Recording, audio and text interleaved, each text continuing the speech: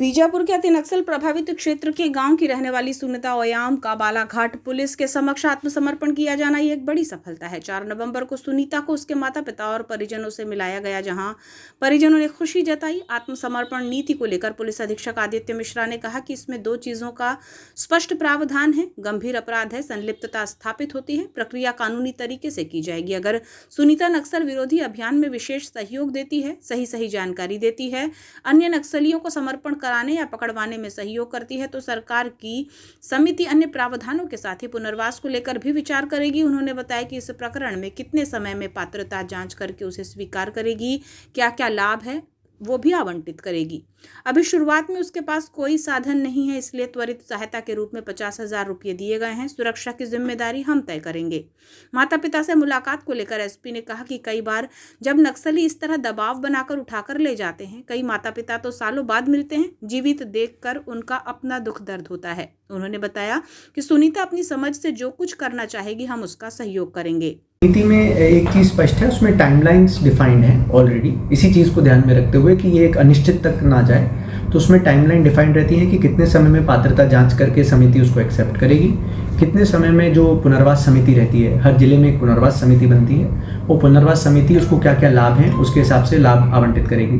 पर इनिशियली क्योंकि शुरुआत में अभी आई है और उसके पास कोई साधन नहीं है, तो इसलिए इमीडिएट हेल्प के रूप में 50,000 रुपये उसको इमीडिएटली दिए जाते हैं कि उसके इमीडिएट सस्टेनेंस में कोई बाधा नहीं आए, और उसको रुकने की, उसकी सुरक्षा की पूरी जिम्मेदारी पुलिस को उठानी पड़ती है, जो कि अभी है। और हमारे पुलिस लाइन में वो बहुत सुरक्षित है और उसकी पूरी जिम्मेदारी हम लोग ही व्यय करेंगे उस चीज़ में। और जब ये चीज़ पूरी हो जाती है, तो दूसरा प्रश्न मैं थोड़ा सा, आपका क्या था दूसरा प्रश्न? अपराध तो जो अपराध के बारे में भी अगर आप पुनर्वास नीति के पैरा को देखेंगे जिसमें है, उसमें 2 चीज़ों का बड़ा स्पष्ट प्रावधान है कि जो गंभीर अपराध हैं जिसमें इसकी संलिप्तता स्पष्ट रूप से स्थापित होती है, तो उसमें जो प्रक्रिया स्टार्ट हो चुकी है वो प्रक्रिया तो अपने लीगल लॉजिकल एंड तक जाएगी। और दूसरा प्रावधान उसी में है कि यदि ये नक्सल विरोधी अभियान में विशेष सहयोग देती है सरकार को, या नक्सल विरोधी अभियान में या जो ओवरग्राउंड वर्कर्स हैं, सपोर्टर्स हैं, उनकी सही जानकारी देती है और अन्य नक्सलियों को या तो समर्पण कराने में या उनको वापस पकड़वाने में अगर मदद करती है, तो सरकार में जो प्रोसिक्यूशन की समिति रहती है वो फिर निर्णय लेती है कि किस चीज़ को स्टेट को प्रोसिक्यूट करना है या प्रोसिक्यूशन नहीं करना है। पर ये केस बाय केस बेसिस पे होता है। जितने अपराध रहेंगे उन particular case by case basis पे इंडिविजुअली इसकी लीगैलिटी को जांचा जाएगा। लीगैलिटी जांचने के बाद जो स्टेट की एक सीनियर कमेटी रहती है वो इस पर पर्टिकुलरली विचार करेगी। विचार विमर्श करने के बाद फिर इसमें आगे की चीज़ें होंगी। आत्मसमर्पण नीति को लेकर एसपी ने कहा कि छत्तीसगढ़, महाराष्ट्र के लोग हैं, ये सोचते हैं कि हम मध्य प्रदेश में आत्मसमर्पण करेंगे तो लाभ मिलेगा या नहीं, जिसमें यह है कि कोई भी नक्सल सदस्य मध्य प्रदेश में कभी सक्रिय रहा हो, उसे सारे लाभ पुनर्वास नीति के तहत मिलते हैं। नीति के लाभ में उनका स्थायी पता कहीं होने का कोई प्रावधान नहीं है। स्टेट्स की गवर्नमेंट्स के बीच में भी बड़ा अच्छा समन्वय है कि यदि कोई हमारे यहाँ मतलब हमारे यहाँ पर कार्डर वो करता है, सरेंडर करता है, तो हमारी नीति के लाभ जो प्रक्रिया रहती है वो बाजू वाले स्टेट्स भी जो होते हैं वो बहुत उसका सरलीकरण में हेल्प करते हैं और उसको कन्वर्जेंस में हेल्प कराते हैं। तो ऐसी कोई ज़बरदस्ती नहीं है कि उसको बालाघाट में ही रहना है या उसको मध्य प्रदेश में ही रहना है। नीति के लाभ में उसका स्थायी पता कहीं होने का कोई प्रावधान नहीं है। नीति सिर्फ इस बात पे बात करती है कि किस व्यक्ति को पात्रता होगी, तो उसमें बड़ा स्पष्ट है नीति में कि जो भी व्यक्ति या जो भी नक्सल समुदाय का या नक्सल काडर जो मध्य प्रदेश में कभी एक्टिव रहा है उसके ऊपर नीति लागू होगी, उसकी पात्रता होगी। और पात्रता में कहीं भी ये बंधन नहीं है कि उसको जबरदस्ती या उसकी इच्छा के विरुद्ध यहाँ रखा जाएगा। बालाघाट जिले में नक्सलियों की मौजूदगी को लेकर एसपी ने बताया कि नक्सलियों की संख्या लगातार कम हुई है। वर्तमान में 25 से 30 की संख्या में नक्सली मध्य प्रदेश, महाराष्ट्र और छत्तीसगढ़ में सक्रिय हैं। एसपी ने यह भी कहा कि नक्सली इस गलत विचारधारा को छोड़ें, समाज और अपने समुदाय के कल्याण के लिए कुछ करना चाहते हैं तो सही रास्ते पर आकर करें।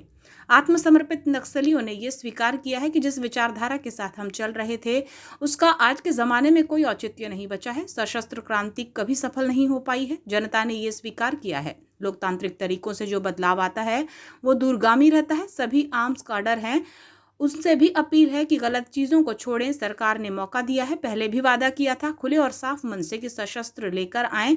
सुरक्षा की जिम्मेदारी हमारी है। सभी द्वार खुले हैं। मीडिया कर्मियों के सामने आत्मसमर्पण करें तो भी खुशी होगी।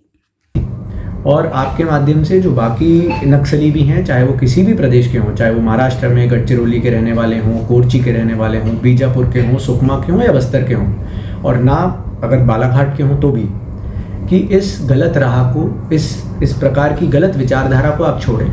यदि आप सच में समाज के और अपने समुदाय के कल्याण के लिए कुछ करना चाहते हैं तो सही रास्ते पे आके करें, और आपको सही रास्ते पर आके इन चीज़ों को करने से कोई नहीं रोक रहा।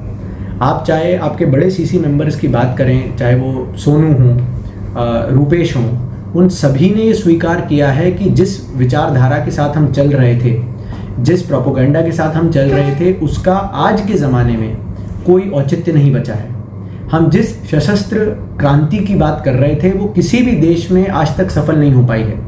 चाहे आप ज़ार के समय रशिया को ले लें या उसके बाद अन्य कहीं भी ले लें, सभी जगह जनता ने ये स्वीकार किया है कि अगर डेमोक्रेटिक मीन्स से, स्वतंत्र और जो अपने लोकतांत्रिक तरीके होते हैं, इन्हीं से जो बदलाव आता है वो लॉन्ग स्टैंडिंग रहता है और उसका जो बेस रहता है वो काफ़ी मजबूत रहता है। तो इन सभी लोगों से भी पुनः यही उनको सुझाव देंगे कि आपको सरकार एक मौका दे रही है पुनर्वास करने का। आप यदि एक छोटी सी चीज़ देखेंगे और इस वीडियो के माध्यम से अगर उन तक पहुंचती है कि उस महिला के, अगर सुनीता को देखें, और उम्र क्योंकि काफ़ी छोटी है तो अगर बच्ची ही बोलेंगे तो कोई गलत बात नहीं होगी, कि आप उसके बर्ताव में, उसके कंफर्ट लेवल में, उसके रहने में आप खुद देखेंगे बदलाव, कि वो खुद ऐसा समझ में आ रहा है कि मानसिक रूप से अपने आप को बचा हुआ महसूस कर रही है, कि मैं ज़्यादा सुरक्षित हूँ, मैं बची हुई हूँ। हो सकता है शुरुआत में उसके मन में ये रहा हो कि मैं पुलिस के पास जाऊँगी तो ऐसा तो नहीं है कि पुलिस मुझे किसी गलत कार्रवाई में, मेरे साथ कोई गलत कार्रवाई हो जाएगी, मैं फंस जाऊँगी। परंतु आज अगर आप उससे जाके बात करेंगे तो आप उसके चेहरे पे एक मुस्कान, एक रिलैक्सेशन खुद देखेंगे। और ये बाकी सभी जो आर्म्ड कार्डर्स हैं उनसे भी, उनको भी ये मैसेज रहेगा कि आप इस गलत चीज़ों को छोड़ें। सरकार ने आपको एक मौका दिया है, आप उसको स्वीकार करें और उस पुनर्वास के तहत पुनर्वास अपना एक्सेप्ट करें, जो हमने पहले भी वादा किया था। यदि आप खुले और साफ मन से और खुले हाथों से अपने शस्त्र लेकर आएंगे तो आपकी सुरक्षा की जिम्मेदारी मेरी खुद की होगी, और इस चीज़ के लिए मैं वचनबद्ध हूँ। मैंने पहले भी बोला था और अभी भी हम आपसे यही बताएंगे कि अगर आप आना चाहते हैं तो सभी द्वार खुले हैं, और मैं तो बोलूँगा कि आप मीडिया कर्मियों के सामने सरेंडर करें, आत्मसमर्पण करें, हमें कोई आपत्ति नहीं है। और हमें तो खुशी होगी कि यदि कोई मीडिया का कर्मी हमें किस दिन सूचना देता है कि कुछ लोगों ने आत्मसमर्पण किया है और पुनर्वास करना चाहते हैं, तो हम तो खुशी खुशी उसको स्वीकार भी करेंगे, और उसको जो पुनर्वास नीति है उसके तहत उसको जो भी लाभ होते हैं वो मिल